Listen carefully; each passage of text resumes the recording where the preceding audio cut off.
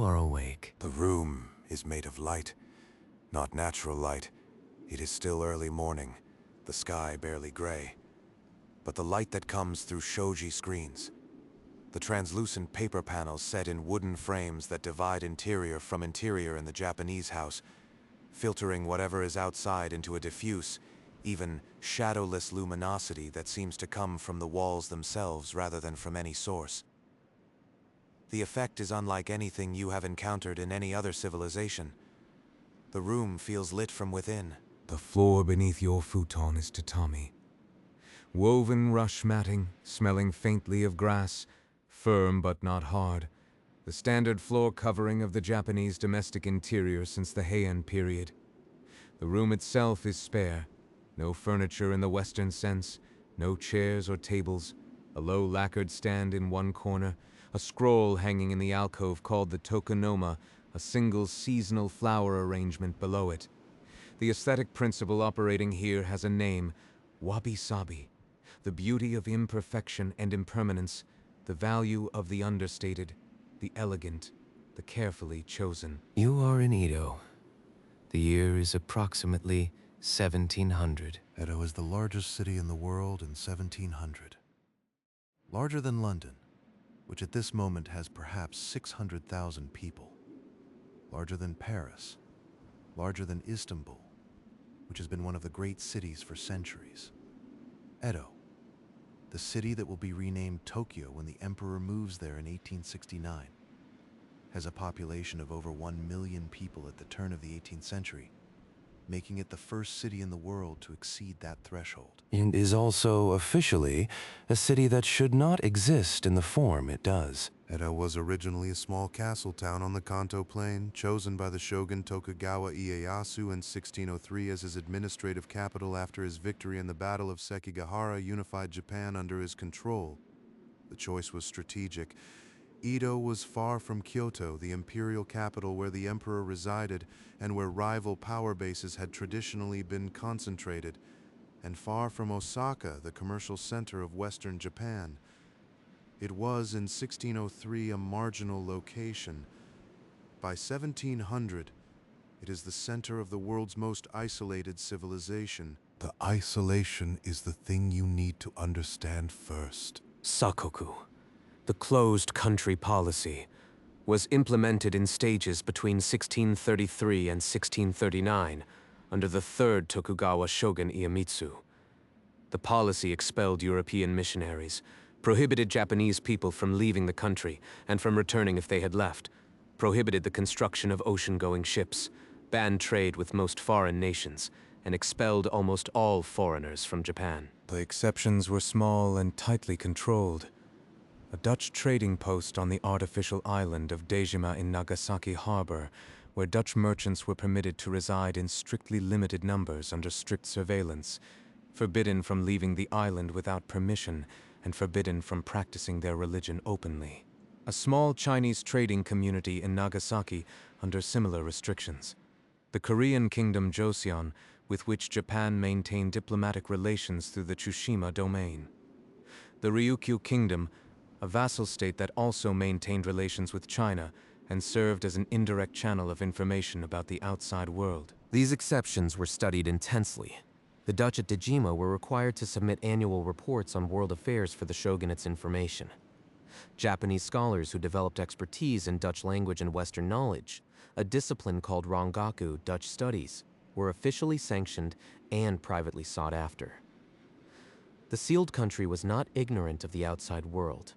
It was selectively, carefully, officially ignorant, meaning that it controlled what information entered and how it was distributed. Why close the country? The immediate causes were religious and political. The spread of Christianity in Japan, brought by Portuguese and Spanish missionaries in the 16th century, including Francis Xavier, who arrived in 1549, had created a Christian community of several 100,000 Japanese converts by the early 17th century. The Tokugawa shogunate saw Christianity as a destabilizing force. It offered a loyalty that competed with loyalty to the shogun. It maintained connections to European powers that the shogunate could not control, and the Shimabara Rebellion of 1637 1638, a predominantly Christian uprising in Kyushu that required a massive military response to suppress. Confirmed the worst fears about what Christian communities might do. The closure of the country eliminated the European missionary presence and isolated Japanese Christians from support, allowing the shogunate to suppress the religion through a combination of persecution and the temple registration system, requiring every Japanese person to be registered at a Buddhist temple, producing records that could identify hidden Christians. But the closure was also about the control of trade, and through trade, political power. The Portuguese and Spanish traders who had operated in Japan brought not just Christianity, but commercial networks that threatened to enrich regional lords in ways that might challenge the shogunate's centralized authority. By controlling trade, eliminating the European merchants, monitoring the Dutch and Chinese, channeling commercial activity through designated routes, the Tokugawa shogunate controlled the distribution of wealth, and through it, the distribution of power. You emerge from the house into a lane. The lane is narrow, perhaps 2 meters wide, flanked by wooden buildings whose upper stories overhang the street, creating a covered walkway in rainy weather. The buildings are all wood, because Edo is almost entirely wood in 1700. Wood framing, wood walls, paper screens, tiled or thatched roofs. This means Edo burns, frequently, catastrophically. The Great Fire of Miyaraki in 1657 destroyed 2/3 of the city and killed perhaps 100,000 people. The Edoites rebuilt, and rebuilt again after subsequent fires, developing a fatalistic relationship with conflagration that informed the city's distinctive aesthetic. If your house may burn next year, you don't invest in permanence. You invest in beauty that can be reproduced. The lane opens onto a larger street, and the larger street is already busy. Your first problem is obvious from the first moment. You are not Japanese, and you are in a country that has prohibited foreigners from living in it. The population of Edo has essentially never seen a foreigner. The Dutch merchants are confined to Dejima, 600 kilometers away, and the rare official delegations that come to Edo attract enormous crowds precisely because foreigners are so unusual. You are attracting a crowd right now. The crowd is not hostile. It is fascinated. The staring of people encountering something genuinely outside their experience, curious and slightly wary, keeping a distance that is simultaneously respectful and cautious. Children are less cautious. Several have followed you and are examining you with the frank curiosity of children everywhere, who have not yet learned that staring is impolite. You do not speak Japanese. Japanese in 1700 is not a language with Indo-European roots. There is no vocabulary recognition, no familiar sound patterns, no ancestral relationship to anything in your linguistic background. The writing system, actually 3 interlocking systems used simultaneously, 2 syllabic and 1 logographic borrowed from Chinese, is entirely opaque. You cannot even read the direction of a street sign if there were street signs, which there are not in the way you are accustomed to. What you can do is follow. And what you follow is the smell of food. Edo in 1700 has a sophisticated street food culture unlike anything in the contemporary world. The yatai, the street stall typically mounted on a cart or a shoulder pole, is one of the defining institutions of Edo life. Soba noodles and hot broth, served in lacquered bowls and eaten standing at the stall. Sushi, though the sushi of 1700 is different from what the word means today. It is nigiri sushi, hand-pressed rice with raw fish on top, which is a fast food invented in Edo in this period, a way to eat cheaply and quickly without sitting down. Tempura, the battered and fried vegetables and seafood that Portuguese missionaries inadvertently contributed to Japanese cuisine when they demonstrated their frying techniques in the 16th century. Edo food is cheap. Edo food is good. The city's population of single men, samurai, craftsmen, laborers, the enormous service economy that supports the shogunate's administrative apparatus, has created a demand for prepared food that the street stall economy satisfies more efficiently than domestic cooking. You eat at a soba stall and pay with nothing, and the soba vendor looks at you with the expression of someone who has made a decision to let this particular strangeness go because the alternative is more complicated than it's worth. Let's talk about rice, because rice is the foundation of everything in Edo, Japan. The Tokugawa economy runs on rice the way the Roman economy ran on grain and the Abbasid economy ran on silver. Samurai stipends are denominated in koku, units of rice, roughly the amount needed to feed one person for a year. Domains are measured by their koku production. The shogunate's power is measured by its control of rice-producing land. When the rice harvest fails, the entire social order is stressed in ways that no financial instrument can buffer. The Japanese rice paddy, the flooded field in which wet rice is cultivated, requires enormous labor investment and careful water management. But it produces yields per acre that are substantially higher than the grain crops of Europe or the Middle East. The dense agriculture of the Japanese islands supported a dense population, and the dense population eventually produced the dense city of Edo, which in turn produced the dense urban culture of the floating world. Everything comes back to rice. In Edo itself, rice is everywhere, in the bowls of soba broth as the starchy base of the noodles, in the nigiri sushi that the street stalls sell, in the sake that the city drinks in enormous quantities, in the miso paste that flavors the soup you smell cooking in every kitchen you pass. The cuisine of Edo is rice cuisine, not because rice is the only ingredient, but because rice is the substrate that everything else builds on. The merchants who prosper in Edo are, many of them, rice merchants. The men who buy the rice stipends of cash-poor samurai at a discount, who store rice and release it to the market, who have turned the fundamental commodity of the Japanese economy into the foundation of the merchant class's wealth. The samurai owns the rice theoretically. The merchant converts it into money. The money flows toward the merchant. This is how the officially lowest class becomes the practically wealthiest. Good night. For now. Second evening. You have found the pleasure district. Not the Yoshiwara specifically. The licensed quarter, the walled area north of the city proper, where the geisha and the Orient practiced their arts, and where Edo's male population went to spend money on beauty and entertainment, though you have walked past its gates. What you have found is the broader culture that the Yoshiwara exemplified, but did not contain. The floating world, the Yukio, the universe of urban pleasure and aesthetic experience, that was, in Edo in 1700, one of the most sophisticated entertainment cultures in human history. Akio means floating world, and the term comes from a Buddhist concept of the transient suffering world of human existence. Yukio as the world we are passing through, the world we should not become attached to.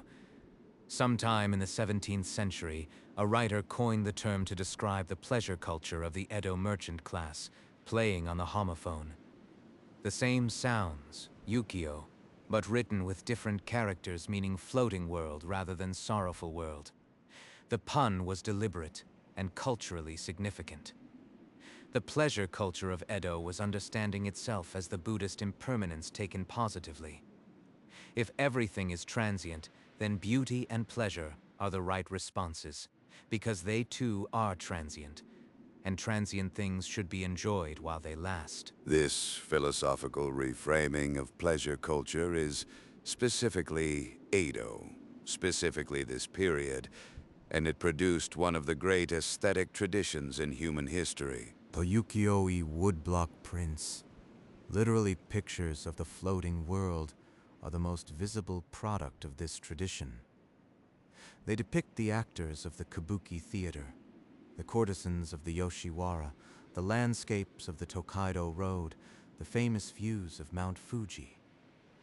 They were produced in the hundreds of thousands, sold cheaply enough for ordinary townspeople to buy and display, and they represent the first mass-produced visual art in world history.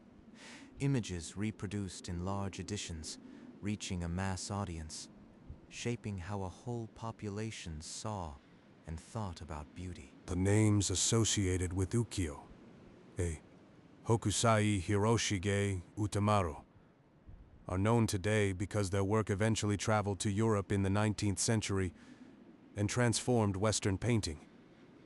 Monet collected Japanese prints. Van Gogh copied them. The Impressionists and Post-Impressionists were in direct dialogue with Japanese visual traditions.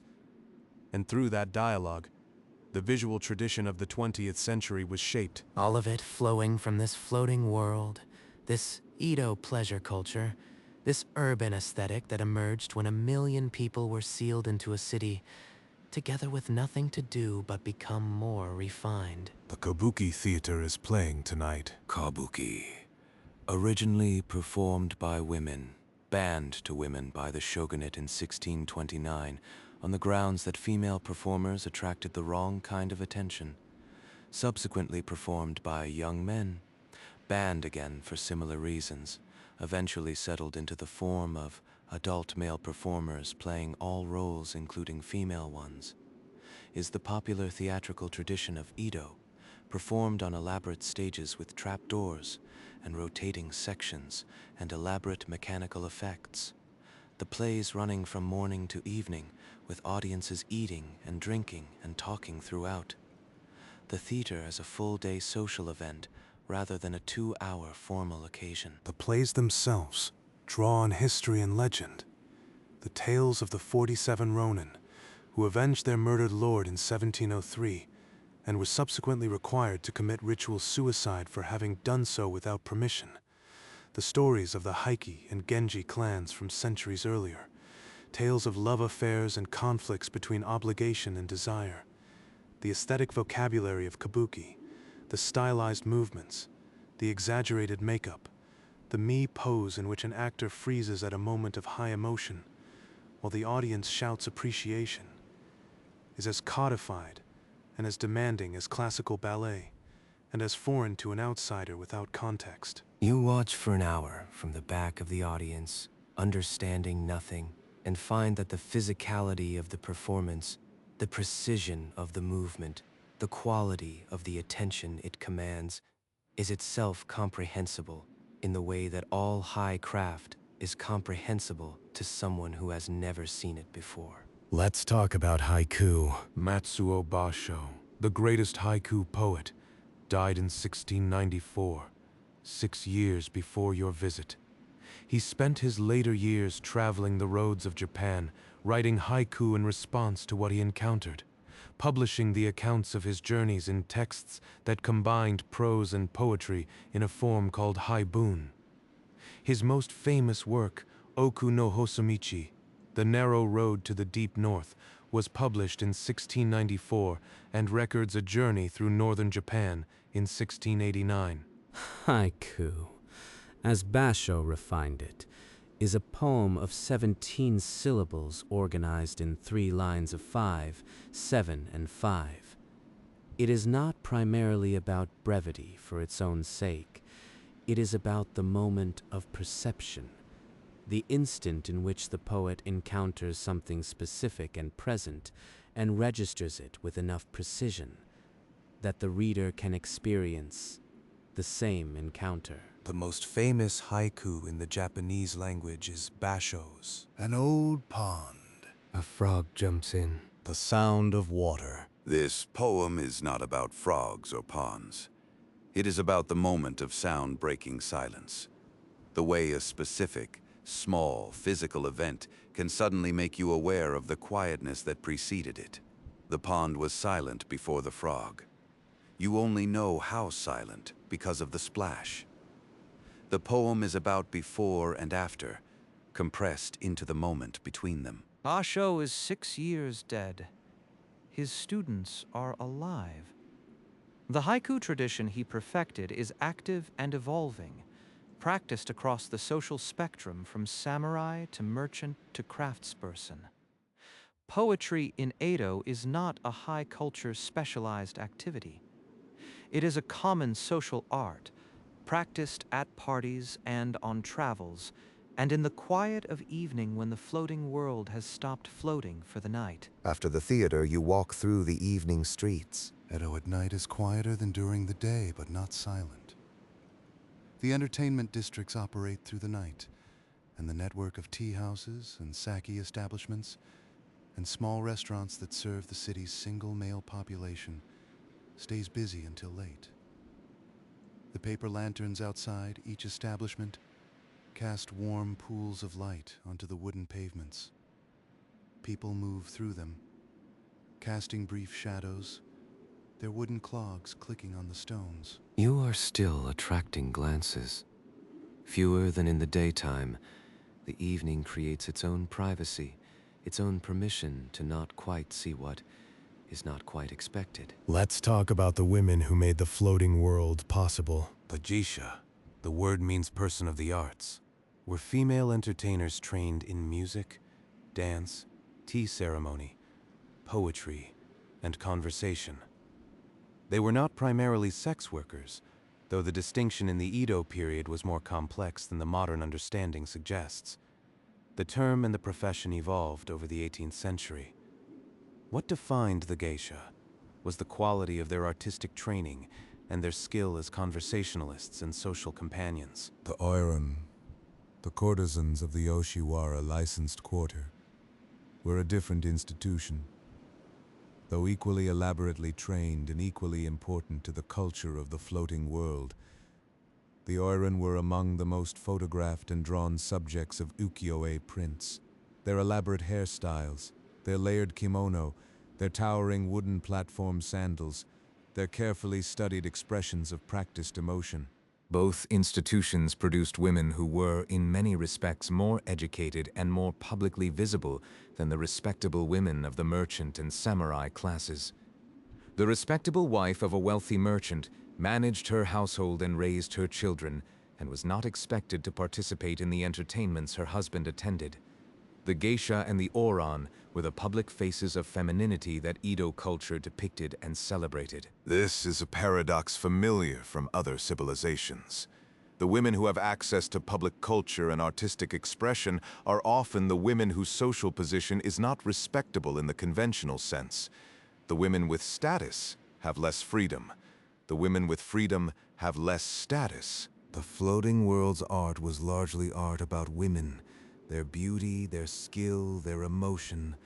The floating world's art was largely made by men. The women it depicted were sometimes its most sophisticated consumers and most discerning critics.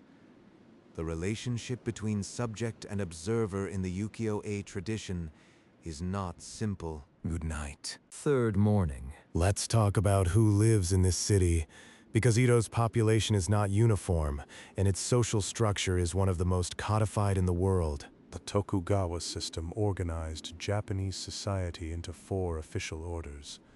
The Shinokosho, or 4 estates, ranked in descending status: samurai, farmers, artisans, merchants. The ranking was ideological, based on the Confucian values that the Tokugawa shogunate promoted as the philosophical foundation of the social order. The samurai at the top, because they governed and protected society. The farmers second, because they produced the rice that was the foundation of the economy. The artisans third, because they made useful things. And the merchants at the bottom, because they merely moved things from one place to another without producing anything of value. Outside this system entirely were 2 additional categories. The nobles and clergy above it, who occupied a different social space entirely, and the birakumen below it. People whose occupations involved contact with death or impurity. Butchers, leather workers, grave diggers, who were considered outside the system of social orders and were subject to severe discrimination. The rank order did not correspond to the economic order. The merchants were at the bottom of the official hierarchy. The merchants were, in many cases, the wealthiest people in Edo. They had money. The samurai had status and often debt. The rice stipends that the shogunate paid to its samurai, the fixed income in rice that each samurai received according to his rank, were adequate in good years and insufficient in bad ones, and the samurai, forbidden by their status from engaging in trade, became increasingly dependent on merchant moneylenders for the loans that maintained their lifestyle. This inversion, the officially inferior class possessing the resource that the officially superior class needed, was one of the structural tensions of Edo society, and it produced a culture of complex negotiation. Merchants who wanted social respectability cultivated relationships with samurai patrons. Samurai who needed money cultivated relationships with wealthy merchants. The formal hierarchy and the practical hierarchy coexisted in an uneasy compromise that benefited neither party fully. The culture of the floating world, the kabuki and the haiku and the ukiyo-e prints, was largely a merchant culture, created by and for the chonin, the town people, the commoner class of artisans and merchants who made up the majority of Edo's population. The aesthetic tradition that defined Edo was not the aesthetic tradition of the samurai class at all. It was the aesthetic tradition of the people who were supposed to be at the bottom of the social order. Let's talk about the samurai, because no account of Edo, Japan is complete without them, and because the samurai of 1700 are not the samurai of the movies. The samurai of the movies fight. The samurai of Edo have not fought a major war in 100 years. The Tokugawa peace, the Pax Tokugawa that followed the unification of Japan in 1603, has been so complete and so sustained that an entire generation of samurai was born, lived and died without ever drawing a sword in anger. The warrior class has become, in peacetime, an administrative class. The samurai in Edo in 1700 is primarily a bureaucrat. He manages records. He administers domains. He attends to the ceremonies and protocols of the shogunate's hierarchical structure. His swords, the paired long and short swords that are his visible badge of status, the only weapons that only he and his social peers are permitted to carry, are more symbol than tool. This creates a distinctive cultural anxiety. What is a warrior without war? What does martial identity mean when the skills it's based on have no practical application? The samurai class responded to this question by elaborating the philosophy and the aesthetic of warriorhood. The code of Bushido, the tea ceremony, the martial arts practiced as spiritual disciplines, the poetry and the calligraphy that the educated samurai cultivated as evidence of the complete person that their tradition required them to be. The Ronin, the masterless samurai, the man whose lord has died or dismissed him, or whose lord's domain has been confiscated, are a social problem in Edo. Without a master, a samurai has no income and no official place in the system. Some become teachers, some become wanderers, some become criminals.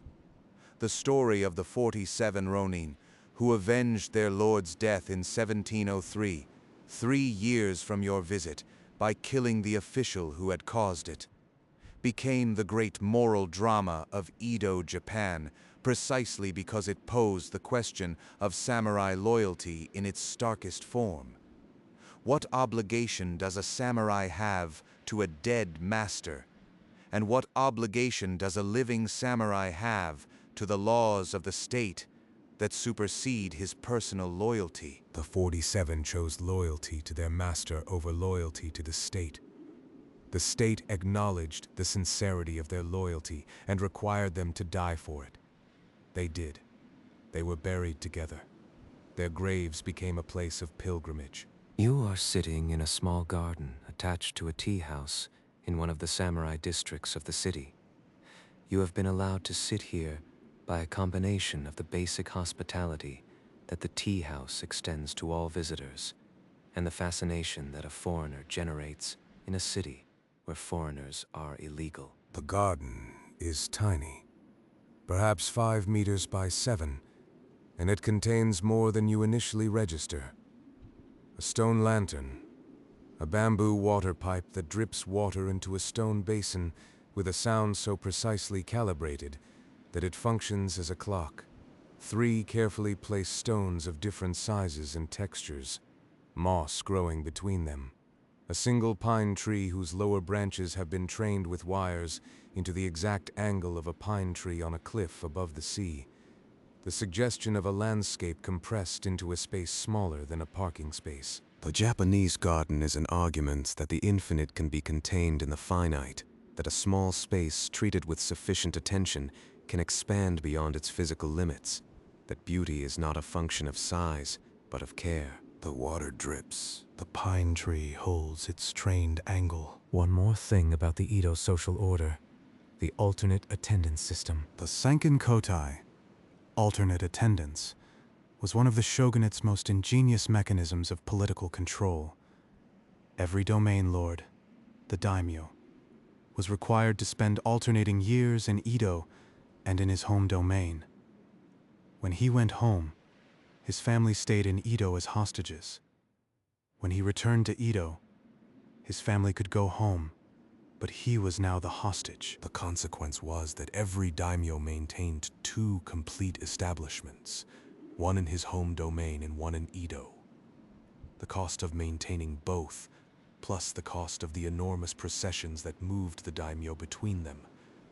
Processions that were by law required to be proportional to the lord's rank, meaning that a powerful daimyo was required to travel in expensive state, consumed a substantial portion of every domain's revenue. This was deliberate. A daimyo who spent his income on the Sankin Kotai did not have surplus revenue to fund a rebellion.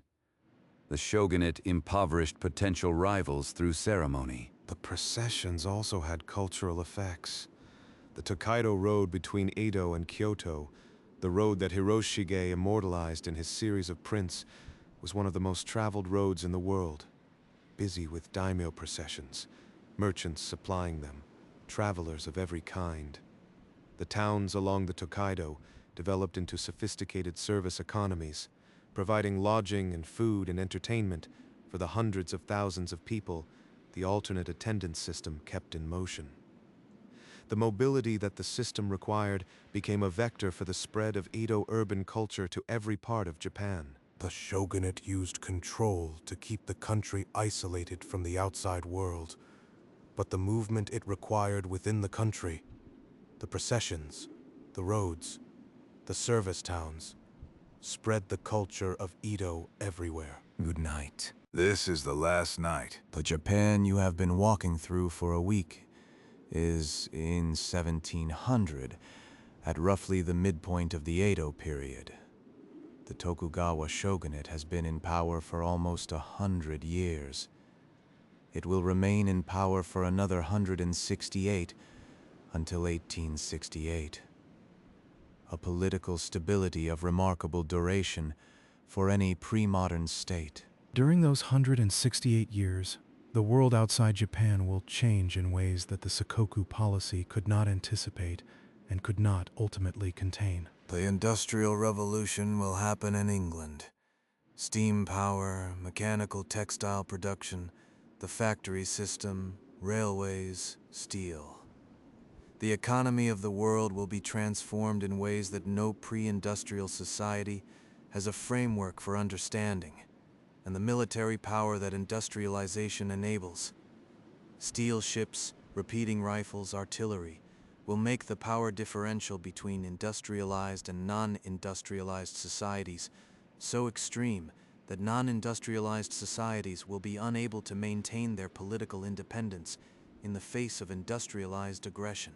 Japan will face this reality on the morning of July 8, 1853, when Commodore Matthew Perry of the United States Navy sails 4 ships, 2 of them steam-powered, producing black smoke from their stacks, a sight that Japanese observers described as coming from a volcano into Edo Bay and presents demands for trade access on behalf of the American government. Pari's ships carried guns that outranged anything the Japanese coastal defense could bring to bear.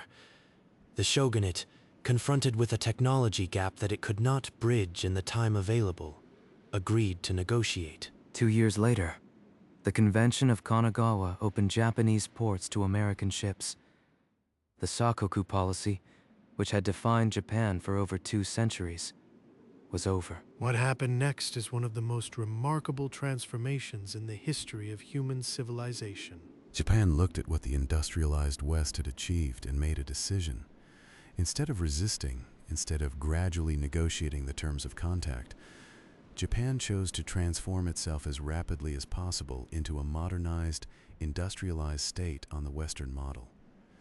The Meiji Restoration of 1868, in which the emperor was restored to formal power and the Tokugawa shogunate ended, was the political mechanism of this transformation. But what followed it was a deliberate, organized, nationally orchestrated effort to learn everything that the industrialized world knew and reproduce it in Japan as fast as possible. Japanese students went to European and American universities. European and American advisors came to Japan. The railroad was built. The textile industry was mechanized. A modern army was organized on the Prussian model. A modern navy was built. A constitution was written. A parliament was established. By 1905, 52 years after Perry's black ships appeared in Edo Bay, Japan defeated Russia in the Russo-Japanese War, the first time in the modern era that an Asian nation had defeated a European power in a major conflict. The world was astonished. Japan was not. The sealed world that you are walking through in 1700 will become, in a century and a half, one of the most consequential modernization stories in human history.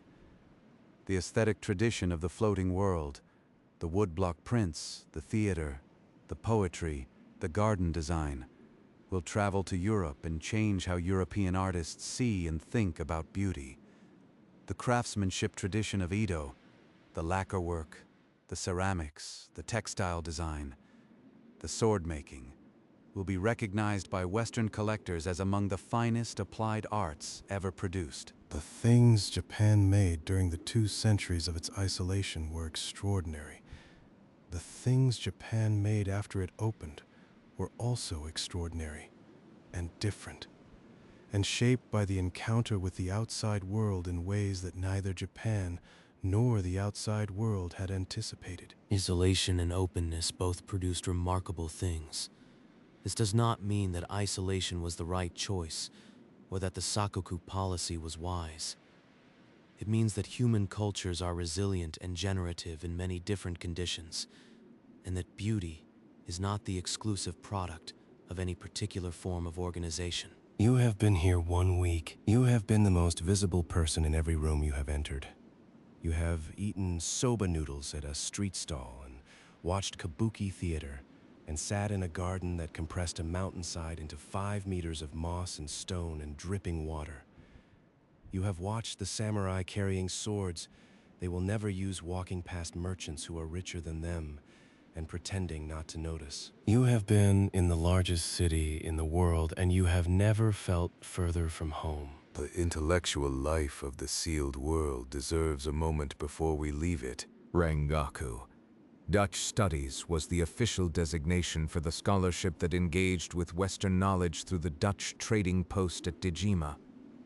Japanese scholars who learned Dutch could access European scientific texts, and through the 18th century a significant body of Western knowledge entered Japan through this controlled channel: anatomy, medicine, military technology, astronomy. The anatomists, Sugita Genpaku and Meino Ryotaku, translated a Dutch anatomy text onto Liedkundige Tafelen in 1774, the first Japanese translation of a Western anatomy work, accomplished by scholars who had no one to consult and who worked through the Dutch text with only a basic Dutch dictionary and the evidence of the dissection they attended as their guides.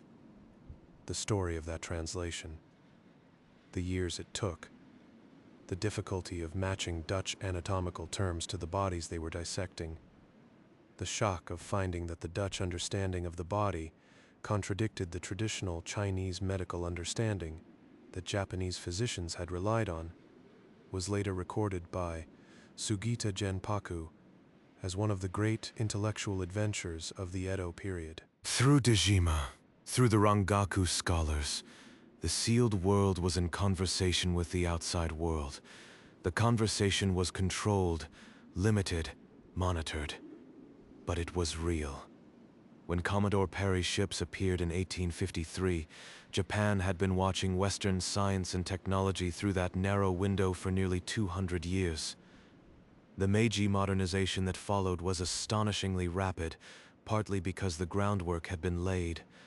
The knowledge existed in Japan, in the Rangaku tradition, waiting to be applied. The closed door was never entirely closed. You have been here 1 week. You have been the most visible person in every room you entered. You have eaten soba noodles at a street stall and watched kabuki theater from the back of the crowd and sat in a garden that compressed a mountain landscape into 5 meters of moss and stone and dripping water. You have watched samurai carrying swords they will never use walk past merchants who are richer than them. You have been in the largest city in the world and felt further from home than anywhere else you have been. The culture of the floating world, the art, the theater, the poetry, the aesthetic philosophy, is a culture that took the fact of impermanence and transience and the beauty of passing things and made them not a cause for grief, but a justification for attention. If the cherry blossom lasts only 2 weeks, you watch it with your full attention for 2 weeks. If the geisha's career lasts only until middle age, you celebrate its peak while it peaks. If the city may burn next year, you make it beautiful this year. This is not resignation. It is a philosophy of presence, of being entirely in the moment that is available, rather than deferring to the permanent that never quite arrives. The shoji screen glows. The tatami smells of grass. The water in the garden basin drips its precise, calibrated drip. Outside in the gray hour before dawn, Edo breathes. The temple bell strikes. In exactly 153 years, a steamship will appear in the harbor. But right now, the harbor is empty, and the city is quiet, and the water drips, and the pine tree holds its trained angle against the light that is just beginning to come through the paper walls. Good night, good night.